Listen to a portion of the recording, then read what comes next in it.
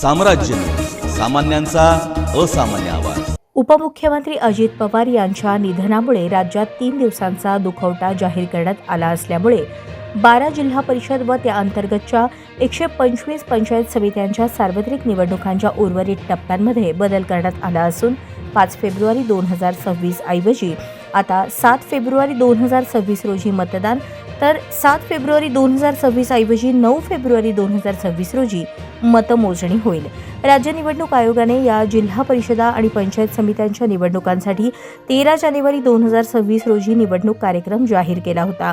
त्यानुसार नामनिर्देशन पत्र दाखल करणे, नामनिर्देशन पत्र मागे घेणे, चिन्ह वाटप आणि निवडणूक लढवणाऱ्या अंतिम उमेदवारांची यादी प्रसिद्ध करणे इत्यादी टप्प्यांची प्रक्रिया पूर्ण झाली आहे। त्यापुढील मतदान, मतमोजणी आणि निवडून आलेल्या सदस्यांची नावे राजपत्राला प्रसिद्ध करणे हे टप्पे शिल्लक आहेत। माननीय सर्वोच्च न्यायालयाने या निवडणुकांसाठी 31 जानेवारी 2026च्या पुढे फक्त 2 आठवड्यांची मुदतवाढ दिली आहे, परंतु उपमुख्यमंत्री अजित पवार यांचे 28 जानेवारी 2026 रोजी अपघाती निधन झाल्यामुळे राज्य शासनाने राज्यात 28 जानेवारी 2026 ते 30 जानेवारी 2026 पर्यंत दुखवटा जाहीर केला आहे। या कालावधीचा विचार करून जिल्हा परिषदा व पंचायत समित्यांच्या निवडणुकांच्या कार्यक्रमातील उर्वरित टप्प्यांमध्ये बदल करण्यात आले आहेत। त्यानुसार संबंधित जिल्हाधिकारी सुधारित निवडणूक कार्यक्रमाची सूचना 31 जानेवारी 2026 रोजी प्रसिद्ध करतील।